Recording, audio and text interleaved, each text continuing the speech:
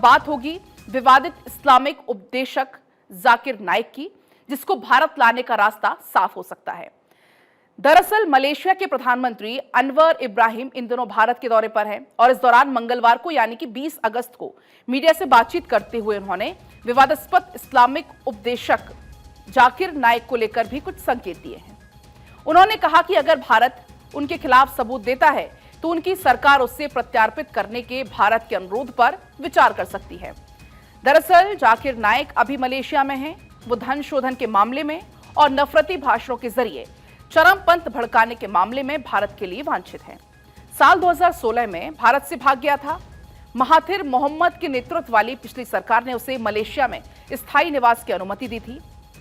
चलिए अब आपको बताते हैं कि आखिर जाकिर नाइक कौन है, जिसका जन्म 18 अक्टूबर 1965 को महाराष्ट्र के मुंबई में हुआ था। जाकिर को अपने बचपन में ही कुरान की आयतें याद हो गई थी। उसने टोपीवाला नेशनल मेडिकल कॉलेज से डॉक्टरी की पढ़ाई की। जाकिर ने 1991 में इस्लामिक रिसर्च फाउंडेशन की स्थापना की। इस फाउंडेशन के जरिए जाकिर मुस्लिमों और गैर मुस्लिमों के इस्लाम की जानकारी देता था। उस पर आरोप है कि वो हिंदू धर्म का मजाक उड़ाता है, धार्मिक भावनाओं को भड़काता है।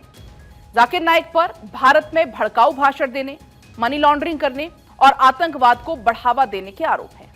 मई 2019 में ईडी ने जाकिर नाइक के खिलाफ टेरर फंडिंग के मामले में भी चार्जशीट दायर की थी और इस चार्जशीट में बताया था कि एजेंसी ने अब तक 193 करोड़ की संपत्ति की पहचान कर ली है, जिनमें से 50 करोड़ से ज्यादा की संपत्ति फिलहाल जब्त की जा चुकी है। जाकिर नाइक के प्रत्यार्पण को लेकर दिल्ली में पूछे गए एक सवाल मलेशियाई प्रधानमंत्री ने कहा कि उनकी सरकार को अगर कोई भी अनुरोध और सबूत दिया जाता है तो उस पर वो विचार करने के लिए तैयार है। इसी बीच अनवर इब्राहिम से जुड़ा हुआ विवाद भी सोशल मीडिया पर जमकर छाया हुआ है। दरअसल पीएम इब्राहिम की एक तस्वीर सोशल मीडिया पर जमकर वायरल है। ये तस्वीर किसी और के साथ नहीं बल्कि विवादित धर्म प्रचारक जाकिर नाइक के साथ है।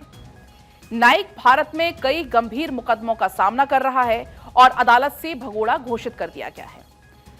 भारत तमाम कोशिशों के बाद भी जाकिर नाइक के प्रत्यार्पण में कामयाब नहीं हो सका और इसकी एक बड़ी वजह मलेशिया सरकार की उस पर दया दृष्टि को भी माना जा रहा है। अब आपको बताएंगे कि क्या जाकिर नाइक को भारत को सौंपेगा मलेशिया। बड़ा सवाल ये लगातार बना हुआ है क्योंकि जाकिर ने डॉक्टरी छोड़कर इस्लामिक धर्मगुरु बनने का रास्ता चुना। वो दक्षिण अफ्रीकी उपनिदेशक अहमद दीदत से काफी प्रभावित था। दीदत के भाषण और तकरीर वो सुना करता था। उसने अपनी प्रसिद्धि बढ़ाने के लिए Islamic TV channel peace TV को शुरू किया। जाकिर ने कई टीवी चैनल देशों में उसका शो का टेलीकास्ट हुआ करता था। आपको बता दें कि टीवी के जरिए ही उसे फेम मिला। खुद को इस्लामिक स्कॉलर वो बताने लगा। 2 दशक में 30 से ज्यादा देशों में अब तक भाषण भी दे चुका है। भड़काऊ भाषण के चलते वो भारत के अलावा यूके, कनाडा समेत कुल 5 देशों में बैन है।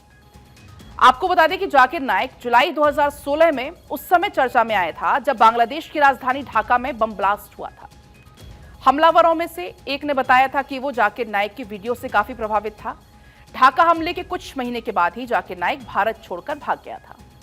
जाकिर नाइक के गुनाहों का हिसाब करने के लिए भारत लगातार कोशिश कर रहा है। फिलहाल जाकिर नाइक मलेशिया में है, लेकिन मलेशिया के साथ साथ भारत के संबंध भी काफी उससे ज्यादा पुराने हैं।